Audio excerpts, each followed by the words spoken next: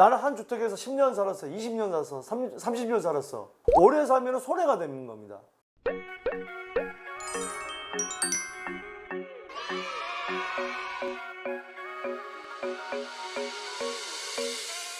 장대장TV 시청자 여러분 안녕하십니까, 장대장입니다. 제가 아마 여름인가요? 8월 달인가? 지금 현재 여당인 더불어민주당에서 발의했던 그 법안, 마지막 주택의 이 비과세 요건을 바꾸는 이 법안, 이게 굉장히 강력한 법인데, 자, 이게 법안 발의를 했는데 통과는 안 됐는데 이걸 통과시킬 것이라고 합니다. 자, 바로 이게 어떤 법이고 또 구체적으로 3가지 법안이 있는데 어떤 것인지 여러분들 꼭 숙지를 해야 될 것 같습니다. 만약에 이게 통과가 된다고 한다면 2주택 이상은 마지막 주택 비과세, 양도 차익이 많은 걸 비과세 받기 위해서는 내년까지 다 팔아야 된다는 그런 결론이 나옵니다. 자, 어떤 내용들이고 또 어떻게 될 것인지 거기에 대해서 구체적으로 살펴보도록 하겠습니다. 국회 양도세 완화 논의, 여야 1주택 비과세 기준 상향에 공감. 기준 상향, 비과세 기준 상향은 공감하는데 그 외의 것들이 있습니다. 그러니까 1세대 1주택자도 비과세 요건은 좀 높아지지만 이 고가주택이 점점 많아지는 이 시점에서 이 바로 보유기간에 따른 양도세 장기보유 특별공제가 구간에 따라 또 줄어드는 구간이 있기 때문에 꼭 좋지만은 않은 것입니다.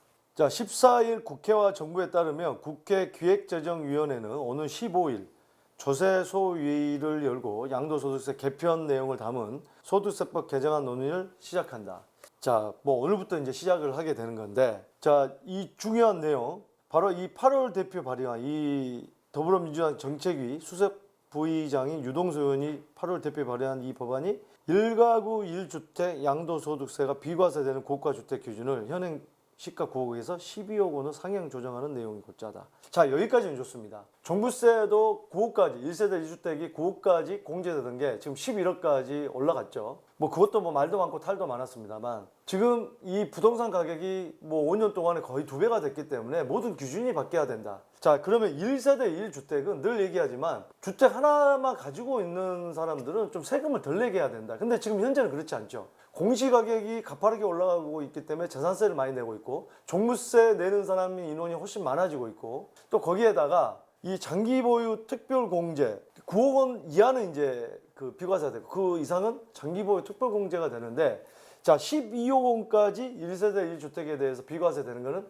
굉장히 어떻게 보면 합리적이다, 바람직하다. 굉장히 많이 올랐기 때문에 주택 가격이. 또 그 주택 가격은 내가 그냥 나는 살던 집에 계속 살았어. 내가 뭐 주택 가격을 올리려고 하지도 않았어. 그런데 세금만 많아졌어? 이걸 방지하기 위해서 올려주는 것은 바람직하다는 거죠. 자, 그런데 이제는 그러면 12억 원을 초과하는 부분은 이제 장기보유 특별공제라고 해서 오래 보유할수록, 예전에는 10년만 보유하면 최대 80%까지 됐었고, 자, 다시 바뀌었던 게 10년 보유 40%, 10년 거주 40%였는데, 자, 이것마저도 그냥 1세대 1주택이 최대 80%였는데 양도 차익이 많으면 80%까지는 안 준다는 겁니다. 자, 어떻게 안 주는지 보겠습니다. 자, 거주 기간의 공제율은 10년 동안에 40%는 그대로 유지하고요. 보유 기간에 따른 공제율은 개정을 한답니다. 자, 어떻게 개정하느냐? 자, 그러니까 5억 이하, 그러니까 12억까지는 비과세 되니까 그 이상에서 5억 이하까지는 40% 그대로 해줍니다. 근데 5억에서 10억은 30%로 떨어집니다. 최대 30%까지밖에 안 되는 거고요.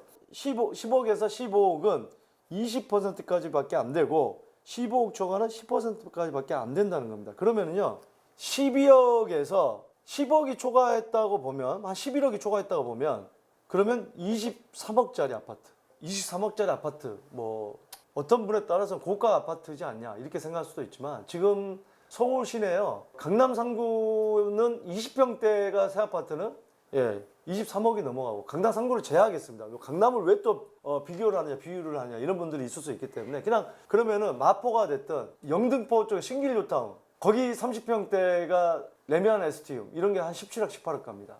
그러면 이 아파트만 보더라도 18억이다 그러면 12억까지는 비과세고, 6억이 되면 30%까지밖에 안 됩니다. 그러니까 최대 10년 살고 10년 거주해도 70%까지밖에 장기보유 특별공제가 안 되는 거고, 조금 더 비싼 지역으로 이제 가면은 20억이 넘어가는 아파트가 우리가 몇 년이 지나면 뭐 거기 수색증산 뉴타운도 지금 30평대가 뭐 18억, 거의 20억 가까이 가고 있죠. 그러니까 뭐 마포에 있는 이런 뭐 이제 뉴타운에서 신규 아파트, 이런 아파트가 지금 20억이 가는데 곧 있으면 이제 23억 넘어가겠죠. 몇 년이 지나면. 그러면은요, 그렇게 되면 이 23억이 넘어간다 그러면은 50%까지만 장기보유 특별 공제가 안 되는 거예요. 1세대 1주택. 그러면은 어떤 결론이 나오냐? 나는 한 주택에서 10년 살았어, 20년 살았어, 30년 살았어. 오래 살면 손해가 되는 겁니다. 10년까지 살았는데 이 거주 기간에 따른 40% 다 받을 수 있어요. 그 이상 살면 집값이 올라간다는 전제하에, 집값이 올라가면 우상향을 하겠죠. 이 서울 시내 아파트가.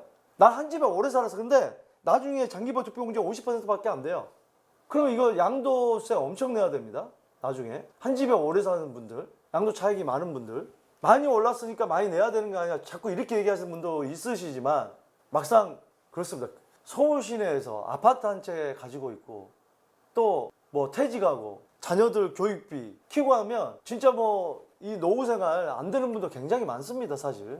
그런 분들한테 지금 재산세도 계속해서 올라가고 있는데, 공시가격이 계속 올라가고 있으니까. 또 할인율이 공정시장 가액 비율이 계속해서 지금 90%, 내년에 95%, 내후년에 100% 계속 올라가죠. 종합부동산세 대상도 점점 많아지고 더 그 액수도 많아지고. 1세대 1주택자분들한테 왜 이렇게까지 옥을 재는지 저는 좀 납득이 안 간다는 거죠. 다주택자가 아닌 1세대 1주택자. 내가 살고 싶은 곳도 이제는 마음대로 못 산다. 마포 용산에 낡은 빌라에 살다가 뭐 재개발이 돼서 아파트 가격이 올라갔어. 재개발할 때 분담금도 대출을 받아서 냈어. 대출비도 내야 돼. 근데 집값이 올랐어. 그 집 계속 살기 위해서는 팔고 어디론가 떠나야 됩니다. 경기도로 떠나듯. 내가 평생 살아왔던 그 집을 버리고 떠나야 돼요. 이 세금 낼 돈이 없어서. 말이 되는 얘기입니까? 적어도 그러면은 자꾸 똑같은 얘기지만 돈 없는 사람은 좋은 동네 못 사는 거예요. 돈 없는 사람도 어떻게 조금 뭐 겨우겨우 해가지고 살아왔는데 계속 좀 살면 안 됩니까? 그 지역에? 이게 문제라는 거죠, 법이. 그러니까 이 법을 자꾸 뭔가 이론적으로 만들어서 이렇게 하면은 뭐 비싼 집값 떨어뜨려서 집값 떨어지겠지, 많이들 안 사겠지. 자꾸 이런 이론으로 가면 결국에는 현금 많은 사람들만 사는 거예요. 결국 현금 많은 사람들 어디 삽니까? 청담동, 한남동에 뭐 100억 넘는 그 연예인들 많이 사는데 그런데 살잖아요. 그런 분들은 세금 걱정 없어요. 걱정이 없다기보다는 상대적으로 덜하죠. 불만들은 많겠죠. 불만을 드러내놓고 얘기할 수 없다는 것 뿐이죠. 연예인의 이미지에 타격이 가니까, 공인으로서 이미지에 타격이 가니까. 근데 저는 그렇게 보면 우리나라도 좀 여러 가지 정서가 좀 바뀌어야 되지 않을까. 지금 일론 머스크가 지금 샌더슨이라는 미국의 유명한 그 아주 독고다이 국회의원이 있습니다. 할아버지 국회의원. 부자들 부유세 내야 된다. 그러니까 일론 머스크를 뭐 대놓고서 몇몇 의원들이 계속해서 그 때렸죠. 일론 머스크가 지금 세계 테슬라 주가가 엄청나게 올라가면서 세계 1위 지금 부자가 됐으니까. 그리고 어떤 사람이 환경단체인가요? 일론 머스크의 주식 1%만 팔면 그 돈으로 뭐 여러 가지 재앙을 막을 수 있는 시발점이 될 수 있다. 막 이런 얘기 하니까 일론 머스크가 SNS에 투표를 붙였습니다. 내 주식 팔기를 원하면 뭐 10% 팔겠다. 근데 50% 넘는 사람이 팔아라 하고 하니까, 왜냐면 일론 머스크가 지금 테슬라의 대주주인데 주식을 막 팔아버린다 그러면 그런 어떤 개미들이 주가가 떨어져 손해를 볼 수 있기 때문에, 또 어떻게 보면은 그 대주주가 주식을 판다는 것은 미래에 대해 자신 없다는 걸로 비춰질 수 있기 때문에 여러 가지 악영향을 미칠 수 있거든요. 근데 투표에 붙였는데 50% 넘는 57%인가 몇 프로가 나오니까 팔았습니다. 최근에 한 7조 정도 팔았어요. 며칠 사이에. 주가 좀 떨어졌어요. 일론 머스크가, 이 샌더슨이 그렇게 얘기하니까 일론 머스크가 당신 아직 살아있었네? SNS에. 정치인을 막 우리나라 같으면 상상도 못하죠. 대기업 총수가 정치인을 갖다 이렇게 조롱하는 뭔가 비꼬는 듯한 말을 한다? 우리나라도 이게 정치적으로 자꾸 이 권력을 가지고 있는 분들이 국민들 눈치를 봐야 되는데 권력으로 누르는 그런 정치를 우리가 국민들이 많이 만들어주고 있는 듯한 느낌이 드는데, 국민들이 자꾸 목소리를 내야 됩니다. 이게 이런 부분이 아직까지 우리나라가 정치가 아직 선진국으로 가려면 멀었다. 성숙하지 못했다. 이런 부분이죠. 그래서 저는 제가 늘 강조했습니다. 1세대 1주택자는 자기가 원하는 집에 살 수 있도록 세금 완화를 해야 된다. 고가주택 뭘 가립니까, 그걸 또. 그러면은 정말 내가 죽기 전에 내 있는 전 재산, 내가 정말 평생 진짜 놀 거 안 놀고 먹을 거 안 먹고 열심히 돈 벌어가지고 그 돈을 가지고 정말 좋은 집에 무리해서 못 산다는 거죠. 왜? 세금 낼 것까지 다 염두를 해야 되니까. 평생 내가 살아보고 내가 어느 집에 살아보고 죽는 게 소원이야. 소원 성취 못하고 죽는 거예요. 자, 가장 강력한 법은 바로 이겁니다. 이제 뭐냐? 1세대 1주택자에 적용되는 장기보유 특별공제의 거주기간 및 보유기간 기산점을 현행 해당 주택 취득 시점에서 1주택자가 되는 시점도 변경하는 내용이다. 자, 이게 엄청나게 무서운 법입니다. 무슨 얘기냐? 내가 2주택을 지금 가지고 있는데 1주택은 20년 가지고 있었어요. 이게 시세 차익이 뭐 15 났다고 쳐요. 그 오래된 주택 등은 이런 시세 차익 나는 경우가 있습니다. 서울 같은 경우 많이 있어요. 근데 이거를 이미 10년 이상 보유를 했고 20년 동안 거주를 했으니까 10년 이상 거주를 한 거죠. 그러면 장기보유 특별공제 80%를 받고 이게 마지막 1주택일 때 이거는 이제 더 이상 거주라든지 보유를 해야 될 필요는 없어요. 근데 이 1주택을 팔면 이제 2주택 있다. 다른 한 주택은 5년 전에 샀다. 뭐 예를 들면 그런 주택이라고 쳐요. 이 주택을 파는 시점부터 보유기간, 이 지금 20년 동안 살고 거주했던 거를 보유기간, 그 다음에 거주기간을 다시 산정한다는 거예요. 무슨 얘기냐? 내후년에 자 2주택 있었습니다. 이 지금 20년 지금 살고 있는 주택, 다른 주택이 있었어요. 얼마 전에 산 주택. 그거를 2023년에 팔았어요. 그러면 이 20년 동안 거주하고 살았던 게 다 무효가 됩니다. 그 시점 2023년 3월 1일 날 팔았다 그러면 이 2023년 3월 1일부터 이 오래 가지고 있었던, 오래 거주했던 이 주택이 다시 거주기간, 그 다음에 보유기간을 산정한다는 거예요. 그 시점부터. 그렇기 때문에 그동안에 보유기간, 거주기간 채웠던 거를 무효화시켜버리는 법이기 때문에 엄청나게 파급력이 있는 법입니다. 이거를 2023년에 지금 하겠다고 법안 발의한 게 있어요. 바로 이 8월 달에 민주당의 유동수 의원 및 14인이 이 발의한 소득세법 일부 개정 법률안입니다.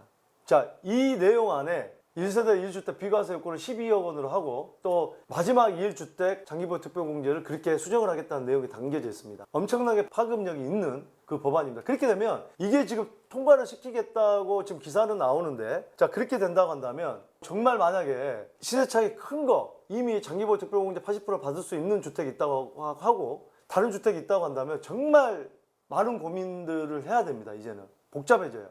국민들을 정말 이게 굉장히 억울하게 만드는 법입니다. 이게. 자, 민주당은 지난 4월 7일 재보궐선거 참패 요인이 부동산 정책 실패에 있다고 보고 의원총회를 거쳐 이 같은 양도소득세 개편 방안을 마련해 당론을 추진하고 있다. 법안에 담긴 세 가지 주요 내용을 세 가지 얘기했죠. 모두 정기국회 내에 통과시키겠다는 계획이다. 자, 일각에서는 대장동 개발 특혜 의혹이 불거지고 이재명 대선 후보가 불로소득 환수를 주장하고 있는 상황에서 당이 양도소득세 완화를 기존 안대로 추진하기는 어렵다는 지적도 나오고 있다. 양도소득세를 완화해 주는 거는 그래서 어렵다. 하지만 민주당 관계자는 양도소득세 문제는 종합부동산세와 마찬가지로 당내에 다양한 의견이 있지만 의총을 통해 정한 것이라며 대장동 이슈로 인해 그 틀이 바뀐 건 없다. 이대로 간다는 것이 당의 입장이라고 밝혔다. 그리고 최근에 집값 오름세가 한풀 꺾인 부동산 시장의 상황에서 상승세가 다소 둔화한 것에 지나지 않아, 그러니까 대세 하락이 아니고 잠깐 상승세가 주춤한 것에 지나지 않아 양도세 완화 방침을 바꿀 요인이 되지 않는다고 설명했다. 그러니까 잠깐 이 멈춘 거지 대세 하락이 아니기 때문에 이 양도세로 계속해서 규제를 해야 집값이 떨어진다. 지금 이런 얘기입니다. 그래서 통과시키겠다는 계획인데, 자 그렇게 되면은 지금 윤석열 국민의힘 후보는 지금 계속해서 1세대 1주택자 종부세도 없애겠다 뭐 이런 얘기까지 하고 지금 언론에 나오고 있는데, 내년 3월 또 국회의원이 많은 더불어민주당 어떻게 이 양도세가 진행이 될지, 이 부동산 세금이 진행될지 여러분들 촉각을 세우면서 계속해서 이 법이 통과될지도 한번 지켜봐야 될 것 같습니다.